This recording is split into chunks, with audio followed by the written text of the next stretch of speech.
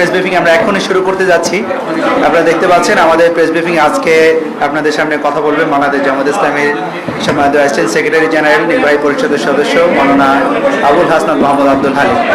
আমি সম্মানিত সাংবাদিক ভাইদের উদ্দেশ্যে কথা বলার জন্য উদ্ভূত পরিস্থিতি নিয়ে আমাদের সংগঠনের পক্ষ থেকে আমাদের স্টাফ ইত্যাদি সবগুলো বিষয়ে কথা বলার জন্য অনুরোধ করছি।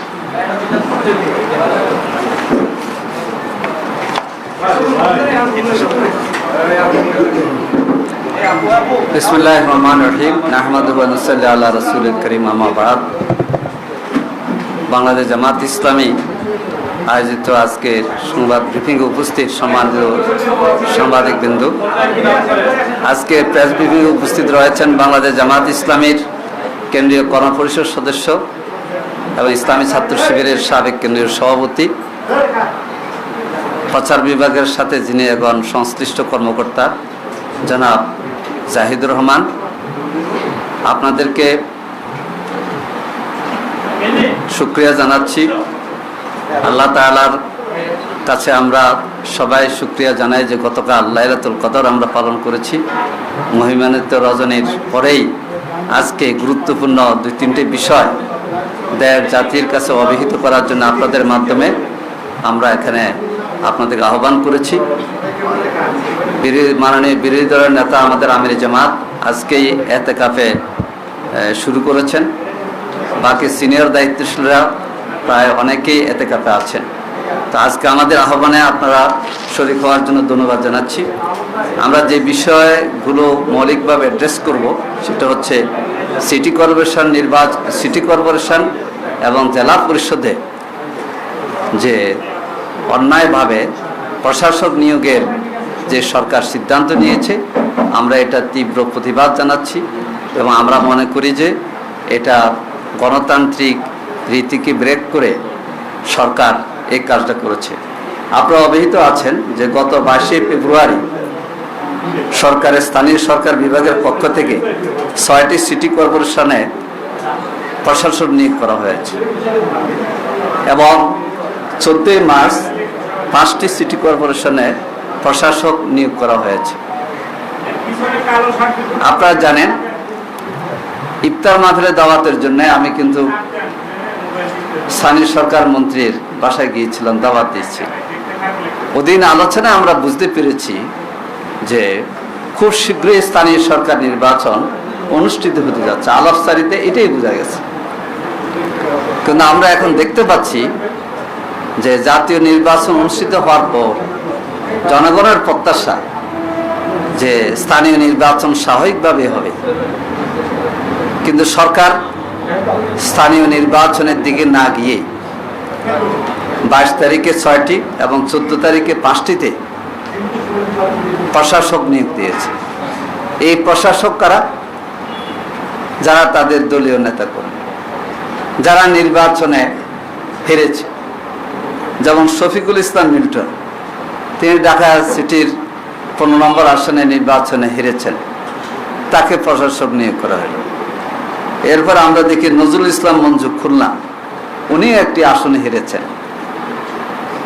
হার জিত আছে, আমরা ব্যক্তিকে টার্গেট করে কথা বলছি না। আমাদের কথা হচ্ছে গণতান্ত্রিক ধারাবাহিকতার উপর সরকার আঘাত করেছে।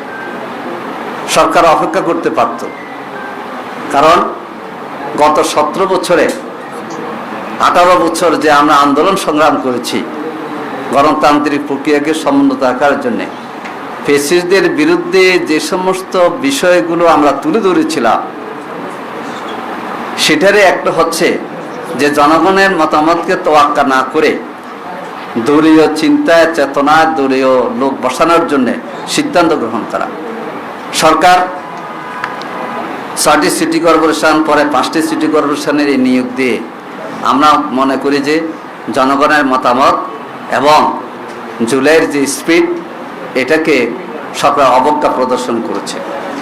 সম্মানিত ভাই সব, 15 মার্চ 2026 তারিখে 42টি জেলা পরিষদ প্রশাসক নিয়োগের সরকার ঘোষণা দিয়েছে।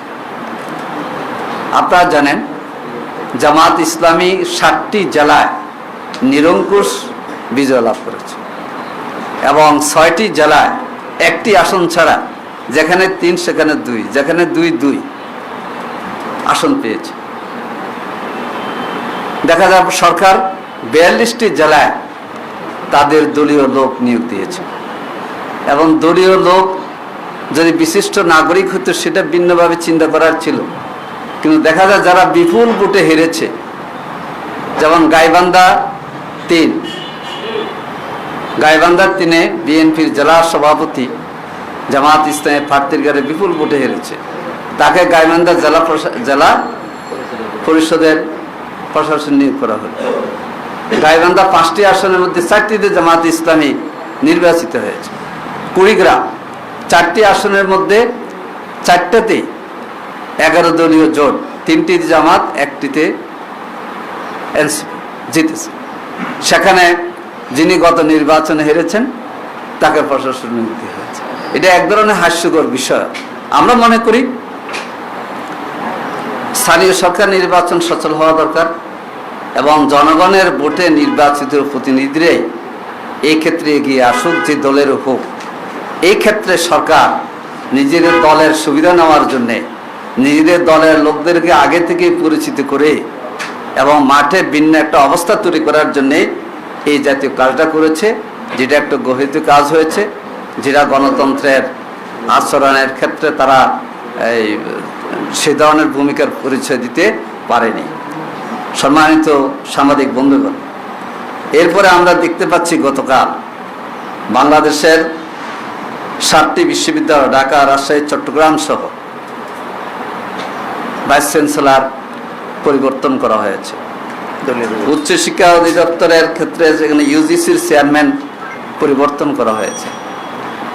আমরা যদি বুঝতে পারতাম যে তাদের কোনো ধরনের যোগ্যতার ঘাটতি, এই কারণটা যদি আমাদেরকে বুঝাতে পারতো তাহলে আমরা মেনে নিতাম। কিন্তু আমরা মনে করি অন্তর্বর্তীকালীন সরকার অনেকগুলো যাচাই বাছাই করে লোকদেরকে বিশ্ববিদ্যালয় ভাইস চ্যান্সেলর হিসেবে নিয়োগ দিয়েছেন। সময়ের পরিবর্তনে পরিবর্তন হবে, এক্ষেত্রে আমাদের ভিন্নতা নাই। আপনার পদত্যাগ করিয়ে দলীয় লোকদেরকে বসাইতে হবে, যিনি গত নির্বাচনে প্রার্থী হওয়ার জন্য ক্যাম্পিং করেছেন, পোস্টার করেছেন, দলীয় নেতাদের সাথে মিটিং করেছেন, তাকে বাংলাদেশের সর্বোচ্চ বিদ্যাপীঠের ঢাকা বিশ্ববিদ্যালয়ের ভাইস চ্যান্সেলর করা হয়েছে। এটা অর্থ হচ্ছে দলীয় লোকদেরকে, দলান্তরদেরকে আজকে পোস্টিং দিয়ে খুশি করার জন্য সরকার ব্যবস্থা নিয়েছে, যেটা নিন্দনীয়। যেটা জুলাইয়ের যে স্পিরিট ছিল, মেধা না কোটা, মেধার ভিত্তিতে বিশ্ববিদ্যালয়ের ভাইস চ্যান্সেলর নিয়োগ হবে, এটা আমরা চাই। দলীয় পরিচিতি আর একেবারে দলের সদস্য হওয়া, কেউ দলের সমর্থক হইতে পারে, কিন্তু যারা দলের প্রতিনিধিত্ব করেছে, যারা নির্বাচনে প্রার্থী হওয়ার জন্য পোস্টারও করেছে, এই সমস্ত লোকদেরকে বিশ্ববিদ্যালয়ের ভাইস চ্যান্সেলরের এই সম্মানিত আসনে বসিয়ে সরকার জুলাই স্পিরিটের বিরুদ্ধে বার্তা দিয়েছে বলে আমরা মনে করি।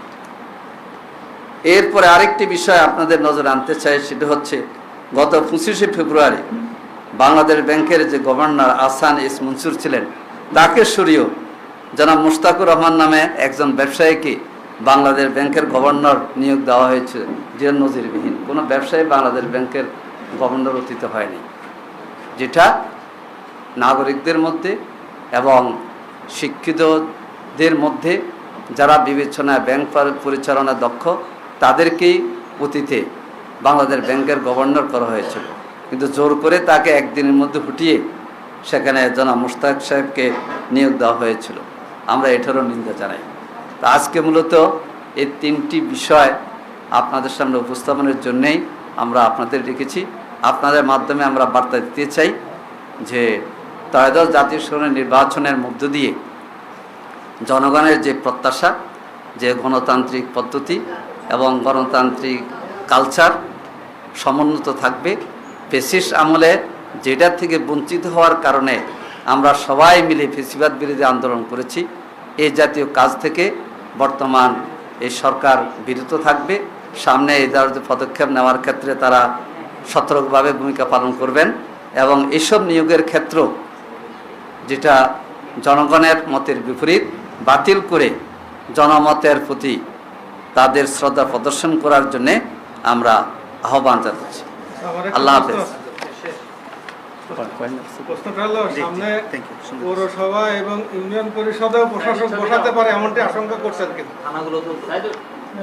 উপজেলা না, আমরা বলেছি বিএনপি দলীয় সুবিধা নেওয়ার জন্য যদি এটা করে তাহলে গণতন্ত্রের বিপক্ষে তাদের অবস্থানকে জনগণ সঠিকভাবে নেবে না এবং আমরা জনগণকে নিয়ে এটা মোকাবেলা করব ইনশাআল্লাহ।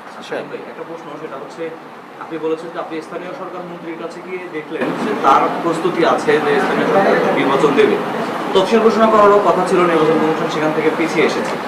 বিএনপির যে এই নিয়োগগুলো দিয়ে আপনি বলেছেন যে জুলাই স্পিড তো অবশ্যই নষ্ট হয়েছে বা সেটাকে আপনারা মনে করেন স্থানীয় নির্বাচনকে দীর্ঘায়িত করার একটা ব্যাপার স্যাপার, এর মাধ্যমে স্থানীয় নির্বাচন আরো দীর্ঘায়িত হবে, পিছিয়ে যাবে, আর আশঙ্কা আছে কিনা আপনাদের?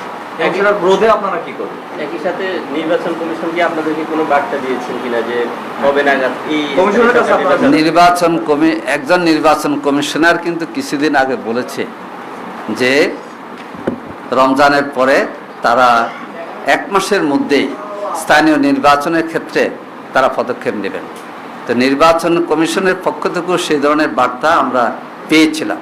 তো আমরা মনে করি যে যথাশীঘ্র সম্ভব স্থানীয় সরকার নির্বাচনের ক্ষেত্রে সরকারকে নির্বাচন কমিশনকে সহযোগিতা করা দরকার এবং এইসব নিয়োগ দিয়ে জনমনের যে একটা দুর্দশা তৈরি হয়েছে এটা সরকারকে দূর করা উচিত।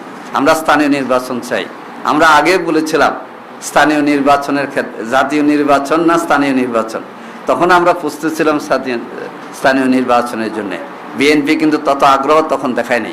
এখন জাতীয় নির্বাচন সম্পন্ন হয়েছে, জনগণের ভোটাধিকার প্রয়োগ করে তৃণমূল পর্যায়ে জনগণের ভোটে নির্বাচিত প্রতিনিধি যদি নির্বাচিত হয় তাহলে আরও সুন্দরভাবে গণতান্ত্রিক ধারা অব্যাহতভাবে চলবে ইনশাআল্লাহ। গত 17 বছর বিএনপি সবচেয়ে বেশি যে স্লোগানটা দিয়েছে সেটা হচ্ছে তারা গণতন্ত্রকে ফিরিয়ে আনার জন্য লড়ছে। সেই সংগ্রাম সবশেষ জুলাই গণঅভ্যুত্থানের মাধ্যমে তারা অর্জন করেছে, এটাও তারা বলছে। এখন তারা যে জেলা প্রশাসক, থানা, উপজেলা এবং পৌরতেও বসানোর কথা চলছে, এর মাধ্যমে তারা ক্ষমতা পাকাপোক্ত করতে চাচ্ছে। বিগত 17 বছর সরকারে যারা ছিল তাদের যে আচরণ এবং এই আচরণের সাথে সিমিলারিটি পাই আমরা।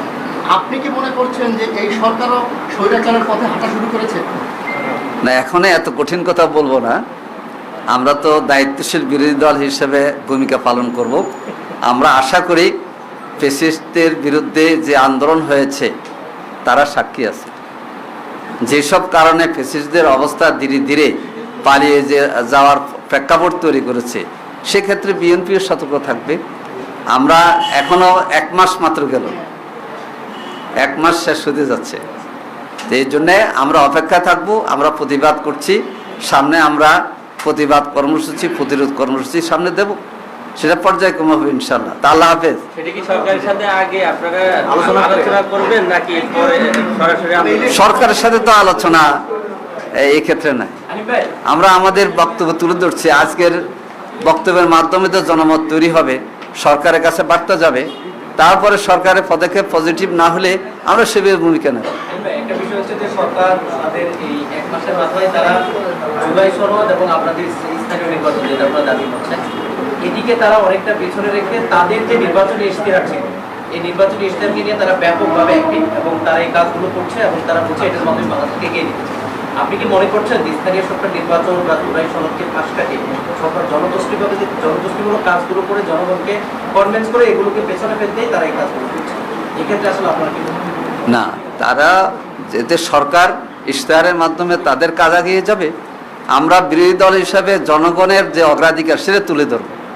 এর মাধ্যমে সরকার বিরোধী দলের সমন্বয়ে যদি তারা ভূমিকা রাখতে পারে ইনশাআল্লাহ পজিটিভ হবে। না হলে তো আন্দোলন মাঠেও চলবে, সংসদও উত্তপ্ত হবে। আমরা সেভাবে ভূমিকা রাখবো। আল্লাহ হাফেজ।